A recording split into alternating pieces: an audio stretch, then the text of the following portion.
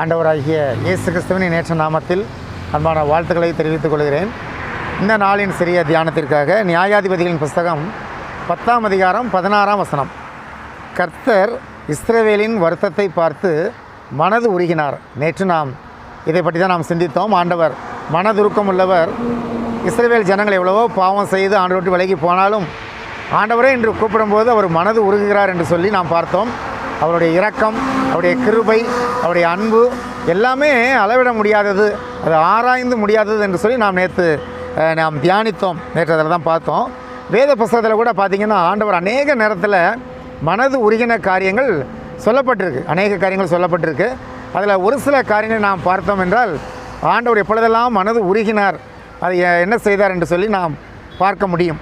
நம்மேலும் ஆண்டவர் இப்படிப்பட்ட சூழ்நிலைகளிலே நாம் வாழும்போது, அவர்களை போன்ற கஷ்டங்களில் துன்பங்களை வாழும்போது நம்மை பார்த்தும் ஆண்டவர் மனது உருகுகிறவராக காணப்படுகிறார். நமக்கு அது ஒரு உற்சாகப்படுத்துகின்ற சில காரியமாக இருக்கும். அதை சில காரியங்கள் நம்ம பார்க்கலாம். முதலாவது பார்த்திங்கன்னா, எப்போ ஆண்டவர் மனது உருகுகிறார் அப்படின்னா, ஒரு பாவ உணர்வு அடையும் போது ஆண்டவர் மனது உருகுகிறார். எப்போல்லாம் நம்ம பாவம் செஞ்சு ஒரு வேளை ஆண்டவர் விட்டு நம்ம தூரம் போயிடுறோம், ஆண்டவருக்கு விரோதமான காரியங்களை செஞ்சிடறோம். ஆனால் எப்பொழுதெல்லாம் அந்த பாவ உணர்வு அடைந்து ஆண்டவரை நான் செய்தது பாவம்தான் என்று சொல்லி அந்த பாவத்தை அறிக்கை செய்கிறோமோ, அந்த மாதிரியான சமயங்களில் ஆண்டவர் நம்ம மேலே மனது உருகுகிறார்.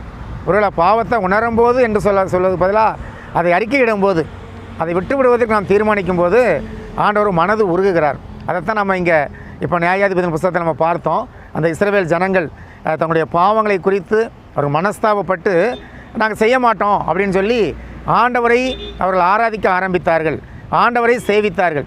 அப்பொழுது ஆண்டவர் மனது உருகினார் என்று சொல்லி நம்ம பார்க்குறோம். இதே போல் தான் நினிவே ஜனங்கள், அவங்களும் பாவம் செய்து அக்கிரமம் வானபரியந்தம் எட்டியது. ஆனால் கூட அவங்க அந்த பாவ உணர்வு அடைந்த போது ஆண்டவர் மனது உருகினார். ஒரு நம்மளுடைய வாழ்க்கையில் எப்பொழுதெல்லாம் நம்ம ஆண்டவரை நான் செய்தது பாவம்தான், நான் தப்பு பண்ணிட்டேன், உமக்கு விரோதமான காரியத்தை செஞ்சிட்டேன்னு சொல்லி நாம் பாவத்தை அறிக்கை செய்து ஆண்டவரத்தில் வருகிறோமோ, அப்பொழுது நம்முடைய ஆண்டவர் மனது உருகுகிறவராய் காணப்படுகிறார். ரெண்டாவது பார்த்திங்கன்னா, வியாதியஸ்தர்களை ஆண்டவர் பார்க்கும்போது மனது உருகினார். வேதத்தில் நம்ம பார்க்குறோம், அநேக வியாதியஸ்தர்கள் ஒரு இடத்துல ஜனங்கள் எல்லாரும் கூடி வந்திருந்தாங்க. அங்கே வந்தவங்களில் அநேகர் வியாதியஸ்தராக இருந்தார்கள். அந்த வியாதியஸ்தர்களை பார்த்தபோது ஆண்டவர் மனது உருகி அவருடைய வியாதிகளை எல்லாம் சுகப்படுத்தினார் என்று சொல்லி நாம் வேதத்தில் பார்க்குறோம். குறிப்பாக நம்ம பார்த்தோன்னா மத்தேயு 14:14, மத்தேயு 20:34 அதிலெல்லாம் பார்த்திங்கன்னா குருடர்கள் பார்வையடைய செய்தார், குஷ்டரோகிகளை சுகப்படுத்தணும்னு சொல்லி மார்க்கு 1ஆம் அதிகாரம் 41ஆம் வசனத்தில் சொல்லப்பட்டிருக்கு. இவங்க மேலாம் மனது உருகினார். அந்த குருடர்களை பார்க்கும்போது ஆண்டவரே எங்களுக்கு இறங்கும் அப்படின்னு சொன்ன உடனே மனது உருகினார். குஷ்டரோகிகளை பார்க்கும்போது மனது உருகினார். திரளான வியாதியஸ்தர்களை பார்க்கும்போது மனது உருகினார். ஒருவேளை நம்முடைய வியாதியின் மத்தியில், நம்ம சுகவீனத்தின் மத்தியில், பலவீனத்தின் மத்தியில் நாம் காணப்படும் போது ஆண்டவர் அப்படி சும்மா இருக்கிறவர் இல்லை, நம்ம மேலே மனது உருகுகிறார்.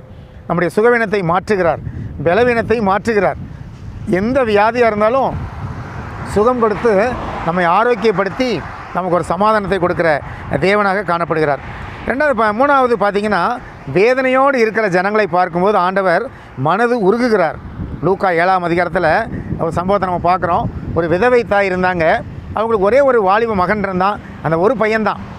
அவனும் ஒரு நாள் இறந்து போனான்.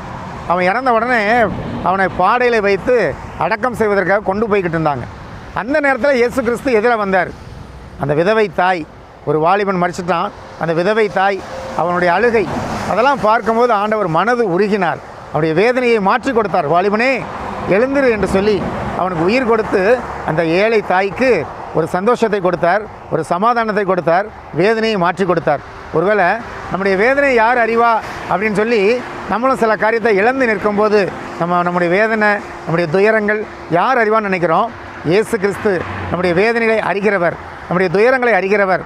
மனது உருகி நம்முடைய வேதனைகளை மாற்றுகிறவராக நம்முடைய ஆண்டவர் காணப்படுகிறார். நாலாவதாக நம்ம பார்க்கணும்னு சொன்னால், இதுதான் முக்கியமான காரியம். ஆண்டவரை அறியாத ஜனங்கள் இருக்கிறாங்க. மேய்ப்பனில்லாத ஆடுகளைப் போல அநேகர் வழி தப்பி தெரிகிறாங்க. அவர்களை பார்க்கும்போதும் ஆண்டவர் மனது உருகுகிறார். அவர்களை பார்த்த ஆண்டவர் மனது உருகுகிறார். ஒருவேளை முதல் 3 காரியங்களை நம்ம பார்க்கும்போது ஆண்டவர் நம்ம மேலே மனது உருகுகிறார். நம்முடைய சுகவீனத்தின் நிமித்தம் அல்லது நம்முடைய வேதனை நிமித்தம் நம்முடைய பாவங்களை அறிக்கை செய்யும்போது ஆண்டவர் நம்ம மேலே மனது உருகி எல்லாவற்றிலிருந்து விடுவிக்கிறார். இப்போ மேய்ப்பன் இல்லாத ஆடுகளை பார்த்து ஆண்டவர் எப்படி மனது உருகினாரோ அதே போல் ஆண்டவர் நம்ம மேலே மனது உருகினபடினால அப்படிப்பட்ட ஜனங்களை பார்க்கும்போது, பாவத்தில் வாழ்கிற ஜனங்களை பார்க்கும்போது, அல்லது வியாதியோடு பலவீனத்தோடு இருக்கிற அநேக ஜனங்களை பார்க்கும்போது, மேய்ப்பனில்லாத ஆடுகளைப் போல அப்படியே வழி தப்பி திரிகிற ஜனங்களை பார்க்கும்போது நாமும் அவர்கள் மேல் மனது உருக வேண்டும். ஆண்டோடைய அன்பை சொல்லணும், ஆண்டோடைய வல்லமையை நம்ம சொல்லணும். சொல்லி அவர்களையும் நம் ஆண்டோர் அண்டைக்கு நாம் இழுத்து வர வேண்டும். ஆத்தும ஆதாயம் செய்ய வேண்டும். அதையும் நாம் தெரிந்து கொள்ள வேண்டும். ஒருவேளை நம்முடைய மேலே மனது உருகுகிற ஒரு ஆண்டவர் இருக்கிறார். அவர் நம்மேல் மனதுருகி நம்முடைய தேவைகளை சந்திக்கிறார். நமக்கு ஒரு சமாதானமான வழியை காட்டுகிறார். நமக்கு ஒரு சந்தோஷமான வழியை காட்டுகிறார்.